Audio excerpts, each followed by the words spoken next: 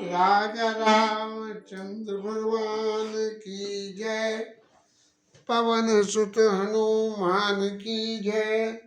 उमापति महादेव की जय। और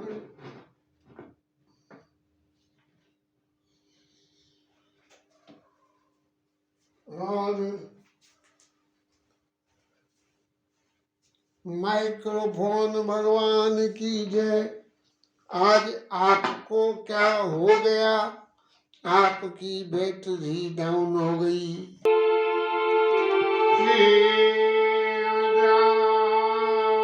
रामचंद्राय नमः। रामभद्राय नमः। श्री सीता रामाय।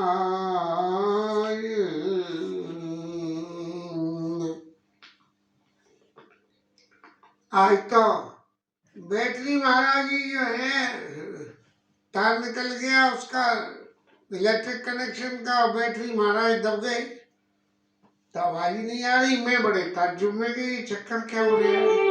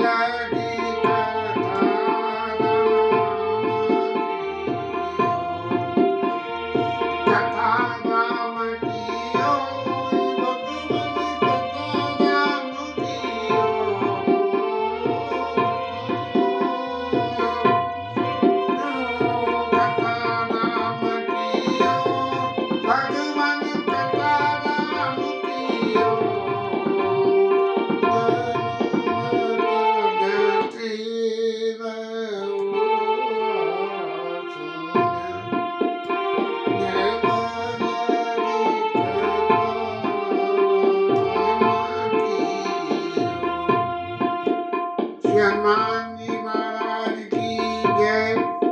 महाराज आप अपना आसन ग्रहण करिए। अब आपकी कथा शुरू हो रही है।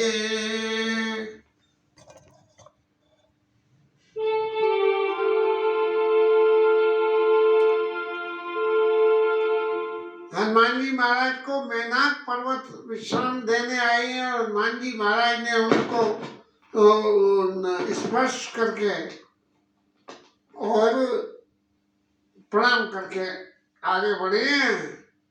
पहले एक और बड़े पर्वत महाराज आए थे जिन पे हनुमान जी ने उतरने की कोशिश करी तो जय गिरी चरण देई हनुमंता चले उसो का पाताल तुरंता। तो इसलिए मैनाक पर्वत पाताल में न जाए, वो यहाँ डटे रहे। इसलिए जो है हनुमान जी ने अपने हाथ से उसका स्पर्श किया।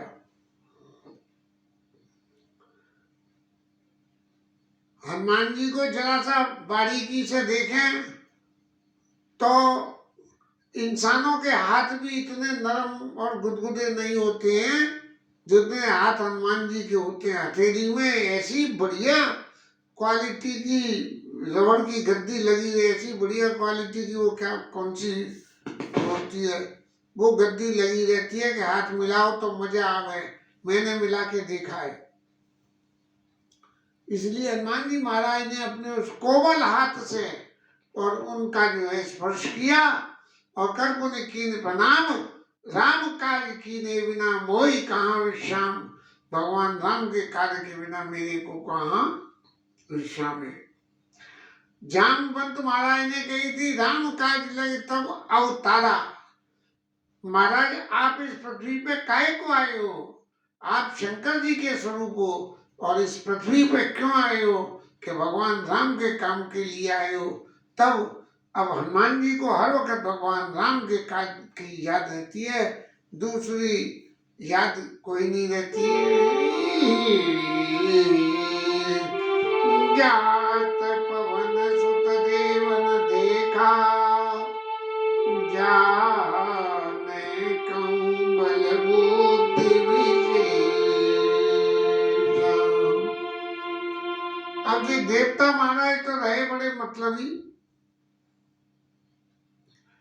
हनुमान जी महाराज जा रहे हैं और जाके ये अपनी यात्रा में कितने सफल होंगे इस बात को भैया पहले से ही आंक लो, क्योंकि यदि हनुमान जी सफल नहीं हुए तब क्या होगा, इस चिंता में संपन्नता जीवन में संदेह का जन्म दे देती है।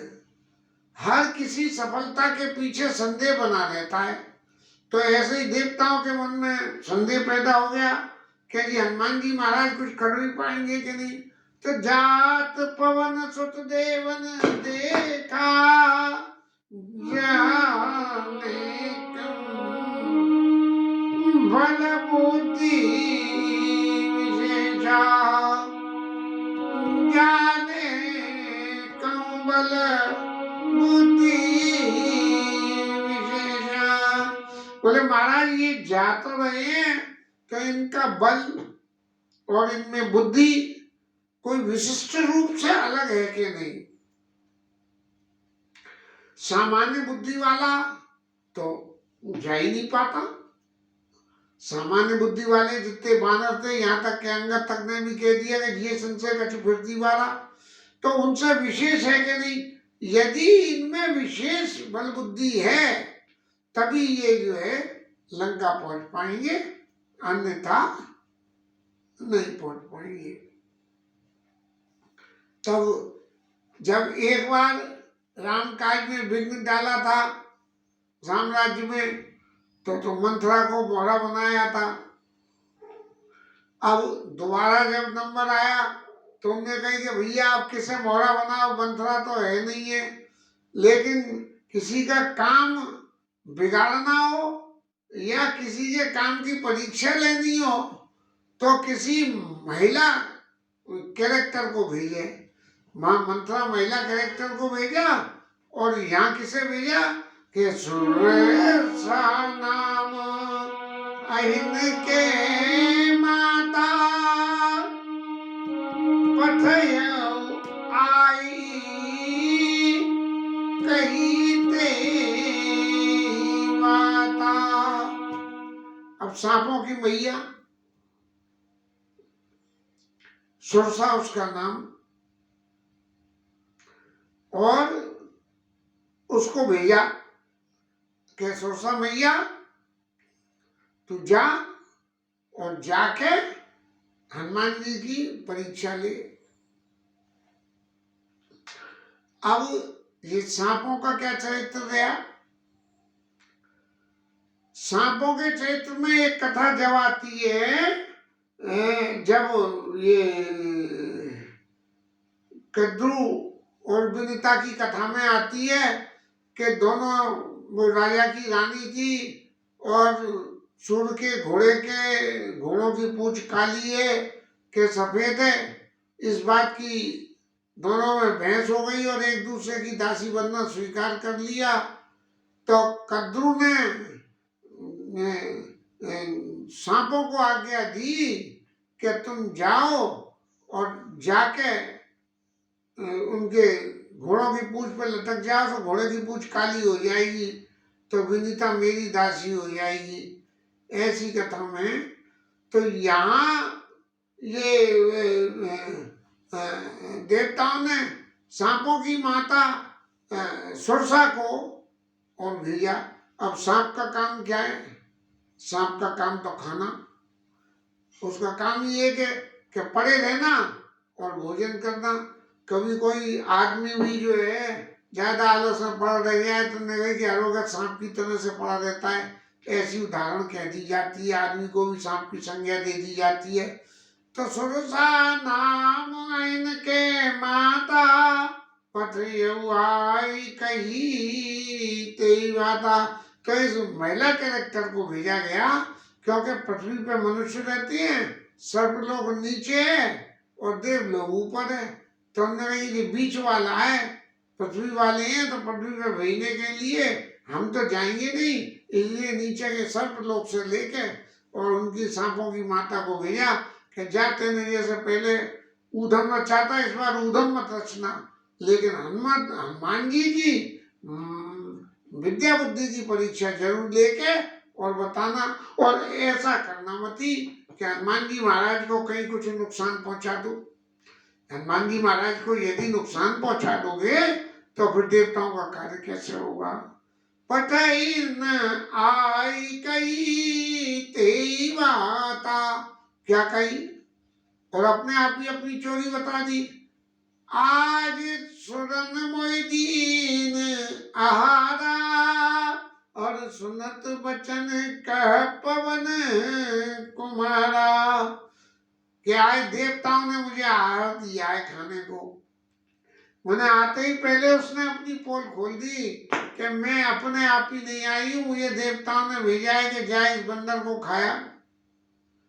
अब हनुमान जी महाराज जब ऊपर उड़ रहे होंगे तो भले ही हनुमान जी जिस वक्त जामवंत ने समझाया था तब पर्वताकार हुए थे, लेकिन जब उड़ के गए तब छोटे हो गए।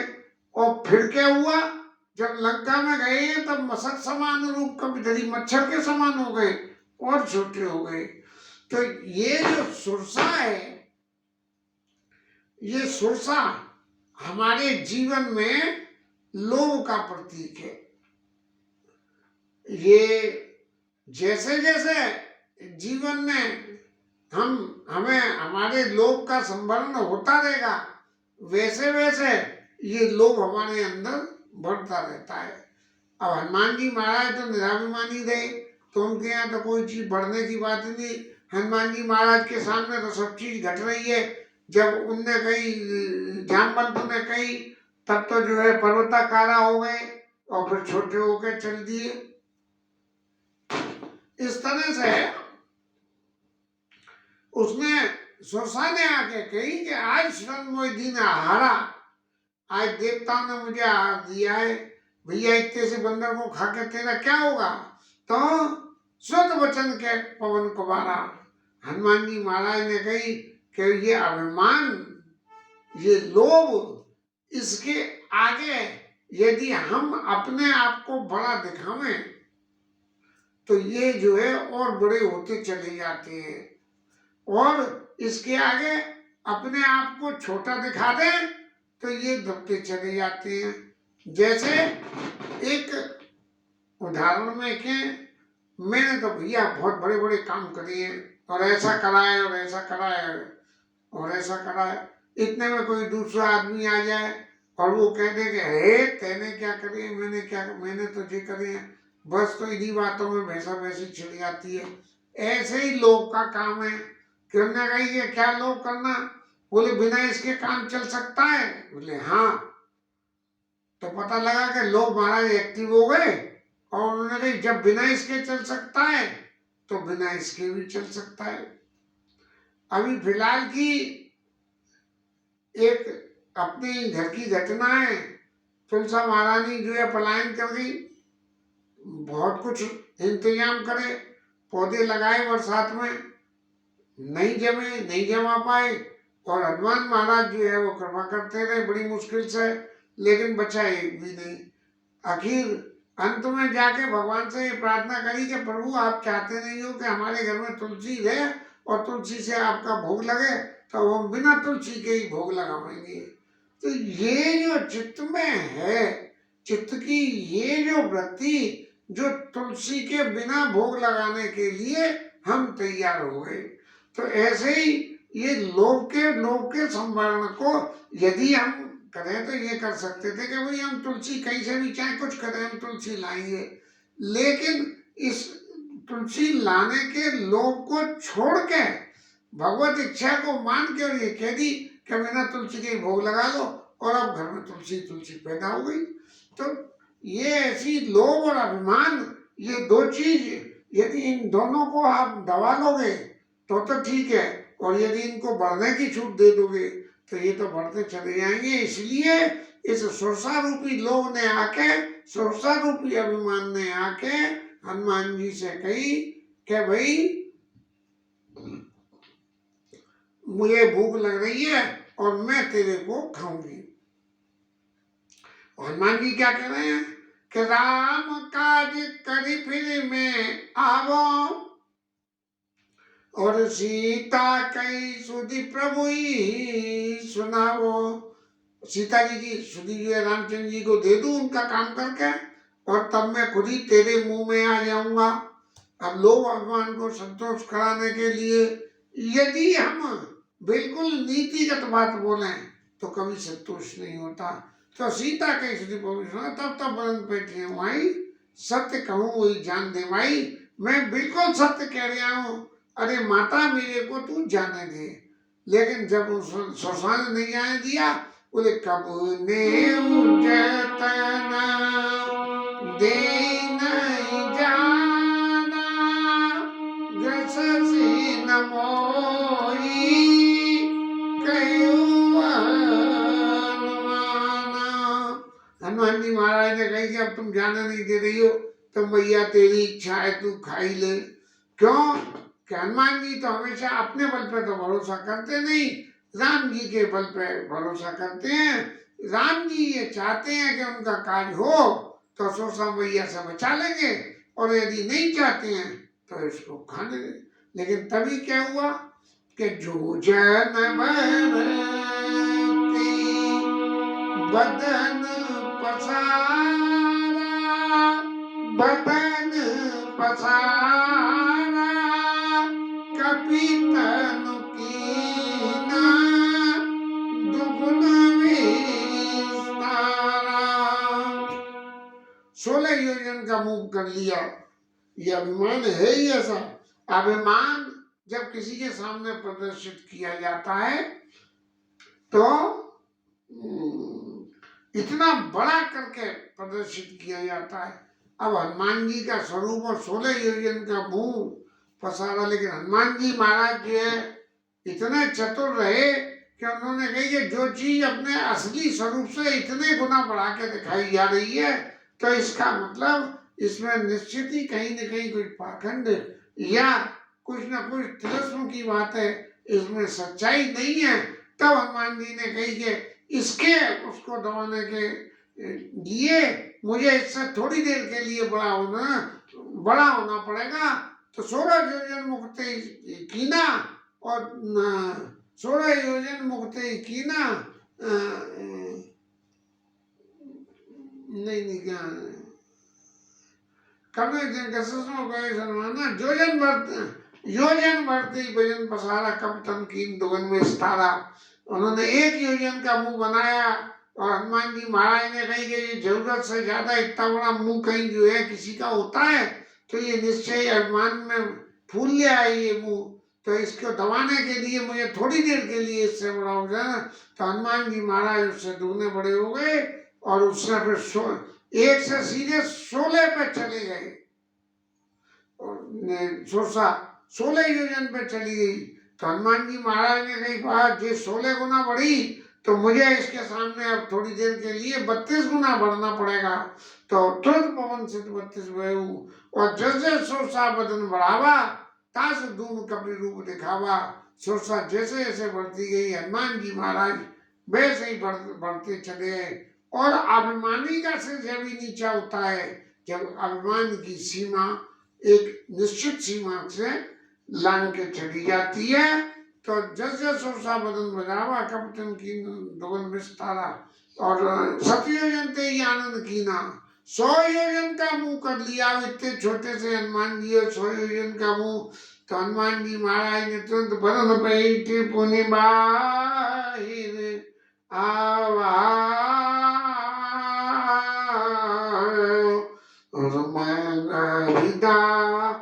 ताई सिरनावा। हनुमान जी महाराज ने इतना बड़ा अभिमान जब किसी का इतना बढ़ जाए तो उसके सामने बिल्कुल छोटा स्वरूप धर ले। हनुमान जी इतने बड़ा, जिसका मुंह इतना बड़ा था, उसके शरीर का आकार कितना बड़ा होगा। हनुमान जी महाराज उसके भीतर जाके और जैसे घूम फिर के घर में से हम निकल ही आते हैं, ऐसे ही घूम फिर के हनुमान जी महाराज बाहर आ गए और उन्होंने कही कि भैया तेने खाने की कही थी ना, खा के मैं कहाँ जाता, तेरे पेट में जाता, और तेरे पेट में जाता तो मैं तेरे पेट में तो चला गया अंदर, और जाके और अब मैं बाहर भी आ गया। और बदना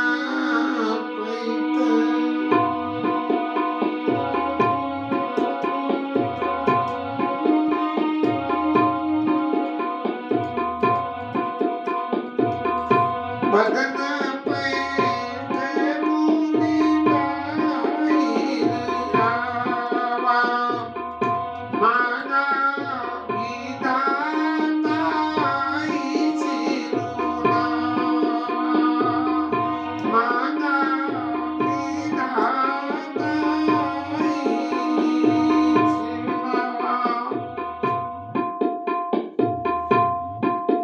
हनुमान जी के मन में किंचित भी अभिमान आता नहीं है। सुरसा मैया के पेट में अंदर गए और बाहर आ गए और फिर उसको प्रणाम करा और सिर नवाया।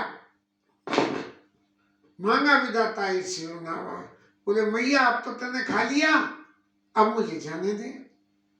तब सुरसा मैया ने अपनी पोल बताई कि मोई सुरन गई लागे पठावा और बुद्ध बल मरम तोड़ में पावा।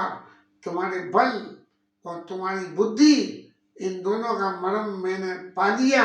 और मरम भी क्या पा लिया कि आपके अंदर बल भी है, आपके अंदर बुद्धि भी है। जिसके पास बुद्धि भी हो और बल भी हो, और यदि उसके जीवन में अभिमान और आ जाए तो बल और बुद्धि दोनों नष्ट हो जाते हैं।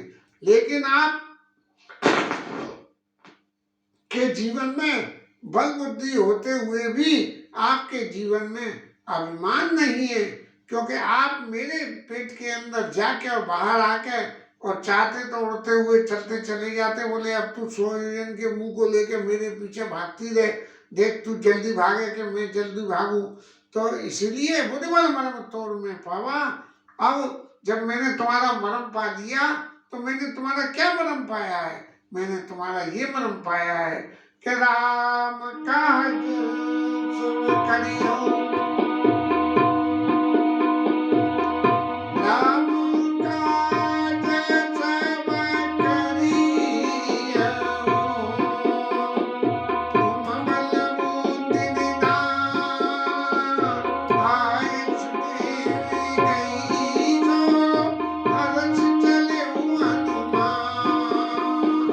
आशीष दे गई जो, हर्ष चले हनुमान हर्ष चले हनुमान। ये हनुमान जी महाराज को क्या आप राम जी के सबरा काम करोगे और इस बात का आशीर्वाद करके कि ये मेरा आशीर्वाद है। तो हनुमान जी महाराज खुश होकर चले कि जीवन में मेरे सामने पहली एक परीक्षा लोभ और अभिमान की आई, और इस अभिमान और लोभ से बच के मैं राम जी के कार्य का विस्मरण मेरे को नहीं हुआ, नहीं तो मैं उससे लड़ने मरने में ही लग जाता।